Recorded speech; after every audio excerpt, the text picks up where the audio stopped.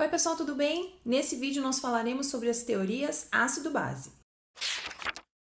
Dentro das teorias ácido-base que falaremos nesse vídeo, começaremos pela mais simples e menos abrangente, a teoria ácido-base de Arrhenius. Ela foi desenvolvida por Arrhenius e divulgada por volta de 1884.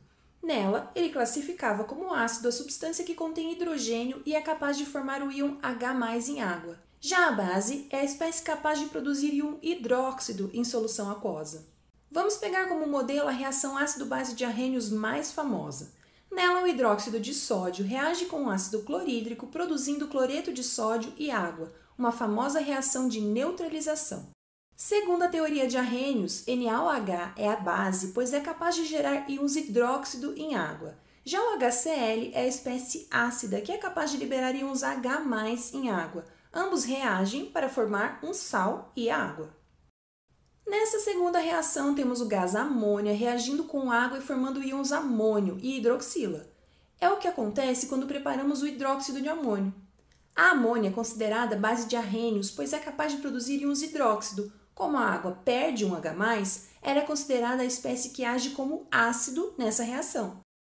A grande deficiência da teoria de Arrhenius é justamente o fato de se considerar apenas a água como solvente. A geração de íons H+ pelos ácidos e OH- pelas bases se daria apenas nesse solvente. É possível, no entanto, definir algumas informações que são muito importantes quando temos situações, problemas ou exercícios que envolvem funções ácido e base.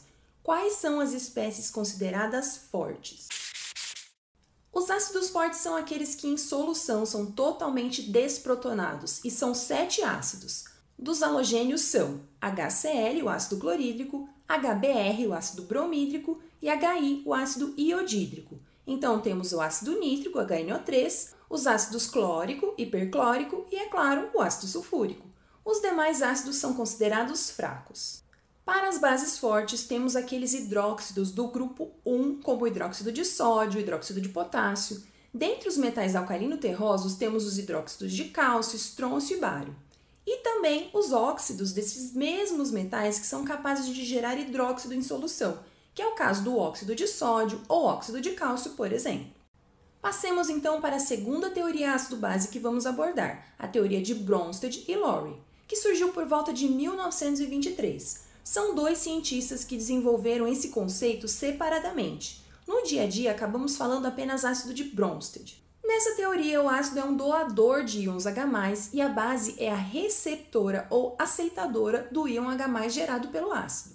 Nessa equação, a primeira espécie, chamada de íon hidrônio ou hidroxônio, se comporta como o ácido de Bronsted, já que ele é responsável por doar o íon H+ para a base NO2-. Quando o íon H3 ou mais perde o H+, que chamaremos de próton, ele produz a molécula de água. Já o íon NO2-, que recebe esse próton, gera o ácido nitroso. Essa equação é também chamada de equação de transferência de prótons, porque ela representa a saída do H+ do ácido, que é desprotonado, sendo transferido para a base, que é protonada. Para ser considerado um ácido de Bronsted, é necessário que a espécie tenha pelo menos um hidrogênio ácido, que seja capaz de ser transferido para a espécie que atua como base. Ou seja, uma substância só pode atuar como um ácido se houver uma outra substância atuando como base para receber o próton.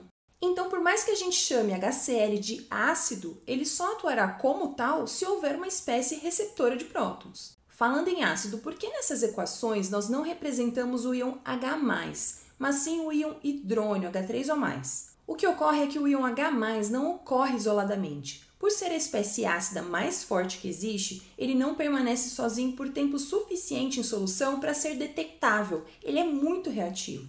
Ele fica circundado por moléculas de água ou reage com alguma espécie básica presente na solução. A representação do íon hidrônio ainda é simplificada, pois estudos mostram que a sua hidratação é ainda maior. Podem estar presentes espécies como H5O2, H7O3 ou H9O4. Vamos então construir, utilizando as estruturas de Lewis, a reação que ocorre quando adicionamos o HCl, o ácido clorídrico, em água. O HCl apresenta um hidrogênio ácido fracamente ligado, pois trata-se de uma ligação bastante polar. A molécula de água apresenta sobre o átomo de oxigênio 2 pares de elétrons que atraem o átomo de hidrogênio do ácido para si. A ligação quebrada entre H e Cl torna-se um par isolado do íon cloreto, ou seja, houve desprotonação. Forma-se uma terceira ligação na água, formando o íon hidrônio, ou seja, uma protonação. Os produtos são gerados a partir da perda de H+ sofrida pelo ácido e do ganho desse H+ pela água, que é a espécie que atua como base. No caso das bases, ocorre a formação de íons hidróxido ou hidroxila. Vamos ver em termos de estrutura de Lewis. A amônia é uma espécie que apresenta sobre o nitrogênio um par isolado que é capaz de atrair para si um dos hidrogênios da molécula de água. Com a base recebendo um próton, a água atua como uma espécie ácida que doa H+. A ligação ao H que se quebra dá origem a um par de elétrons na formação do íon OH. O outro produto da reação é o íon amônio. Para deixar as teorias ácido-base ainda mais abrangentes, Lewis desenvolveu o conceito de que a espécie ácida é aquela capaz de aceitar um par de elétrons, que é proveniente da espécie básica, que será a doadora do par de elétrons. Vamos novamente para a equação de transferência de prótons da amônia. Nela, a gente pode perceber que o NH3 é a espécie doadora do par de elétrons para formar a ligação com o H. Por sua vez, o H da água é o receptor desse par de elétrons. Temos então a amônia como sendo a base de Lewis e a água o ácido de Lewis. As bases de Lewis são, portanto, espécies doadoras de par de elétrons, ao mesmo tempo que são bases de Bronsted receptoras de H+. Então, toda a base de Lewis é base de Bronsted e vice-versa. Quanto aos ácidos, nem todo o ácido de Lewis é também de Bronsted, já que há ácidos de Lewis que não apresentam hidrogênio ácido, mas todo o ácido de Bronsted é ácido de Lewis. Vamos verificar um caso em que a espécie não seria considerada ácido de Bronsted, mas age como receptor de par de elétrons, ou seja, ácido de Lewis. O trimetilboro é estável com octeto incompleto, mas tem a tendência de completar seu octeto recebendo ou interagindo, por exemplo, com a amônia e seu par de elétrons isolado. Como o trimetilboro recebe o par de elétrons, ele é considerado o ácido de Lewis, e a amônia, doadora de par de elétrons, é a base. Desse modo, forma-se um produto que é um complexo entre o ácido e a base de Lewis originais. Então é isso, pessoal. Espero que vocês tenham aprendido mais sobre as teorias ácido-base. Então não deixe de curtir esse vídeo, de se inscrever no canal, porque toda semana a gente tem vídeo novo. Um super beijo e até o próximo vídeo!